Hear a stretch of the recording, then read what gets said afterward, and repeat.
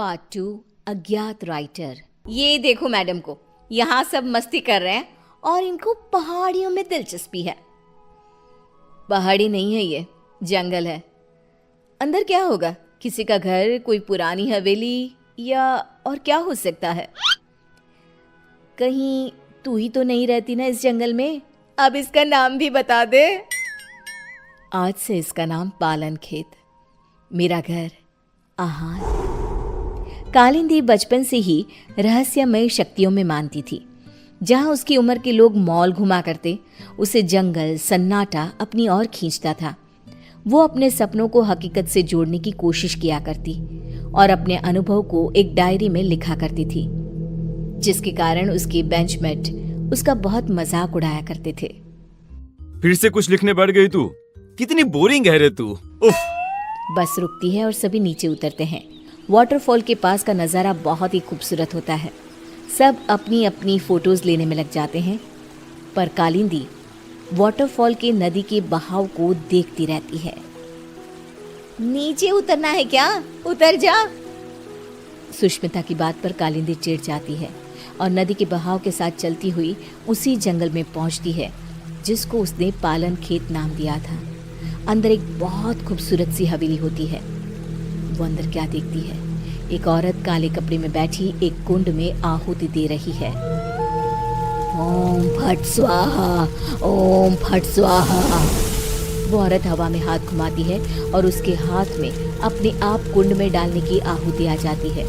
कालिंदी इसके पहले कि कुछ सोच पाती उसका फोन बज जाता है। अगले दिन कॉलेज कैंटीन में जब सब लंच कर रहे होते हैं, कालिंदी गेट से अंदर आती है। यहाँ क्या कर रही है तू?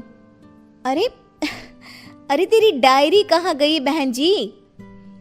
आज बड़ी सोशल बन रही हो कालिंदी, क्या बात है?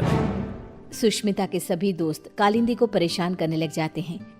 कालिंदी रोती हुई कॉलेज के टेरेस पर जाती है। अब बहुत हुआ, इन लोगों की हेकड़ी ना उतारी मैंने तो मेरा नाम कालिंदी नहीं। कालिंदी बस पकड़कर पालन खेत निकल जाती है और उसी औरत के पास जाकर कहती है, मुझे मदद चाहिए आपकी। ये सब मुझे बहुत नीचा दिखाते हैं। अब तो यहाँ से या मैं मरकर जाऊंगी या बदला लेकर।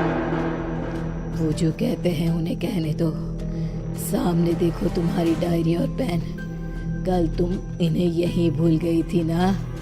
जाओ खोलो उसे। कालिंदी डायरी खोलती है। इसमें तो कुछ भी नहीं है, खाली है ये। पेन को उठाओ और कुछ लिखो।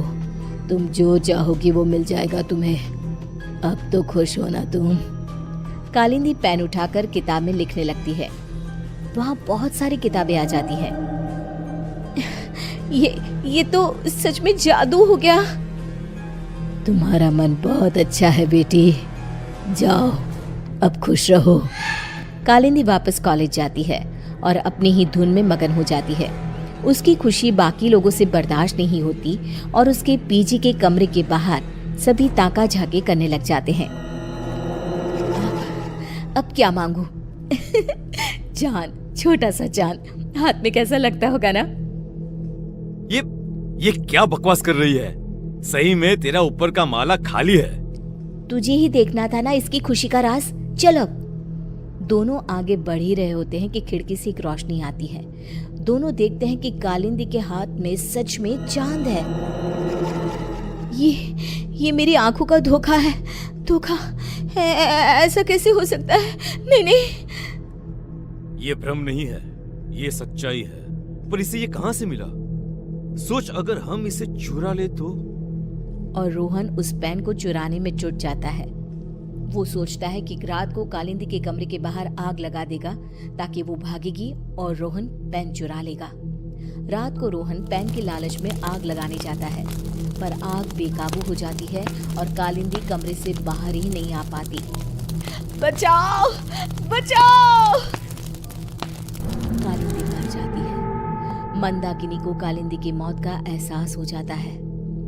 मार डाला उन्होंने मेरी भोली बच्ची को, अब कोई नहीं बचेगा। यहाँ आ बेटा, मेरे पास आ कालिंदी। कालिंदी की आत्मा वहां आकर अपना गुस्सा दिखाती हुई कहती है, हे सारी शक्तियों के देवता, अगर मैंने कभी भी किसी का भला चाहा हो तो मैं अपने सभी अच्छे कर्मों के बदले इंसाफ चाहती हूँ। इस अग्नि में अपनी आत्मा की आहुति देते हुए तुझे विनती करती हूँ कि मुझे एक ऐसी आत्मा बना दे, इतनी बुरी और शक्तिशाली, जो अपने गुनहगारों को तड़पा तड़पा कर मारे। ये कहकर कालिंदी की आत्मा आग में समा जाती है और आग से निकलकर कालिंदी के गुस्से से पैदा हुई आत्मा उसके पैन में समा जाती है और फिर शुरू होता है मौत का खेल। सुष्मिता अपने कमरे में सो रही होती है। रात को उसका फोन बजता है। It's me, Rohan. दूसरे नंबर से कॉल करना पड़ा। तुम कॉलेज के पीछे वाली पहाड़ी पर आओ, मुझे तुम्हें कुछ बताना है। इसके पहले कि सुष्मिता कुछ बोल पाती, फोन कट हो जाता है। सुष्मिता नाइट ड्रेस में ही भागते हुए कॉलेज के पीछे की पहाड़ी पर जाती है। जंगल की धूत अंधेरे में दिखता है वो चमकता हुआ पेन। मान गए रोहन, तुम्हें आखिरकार पेन मिल ही गया।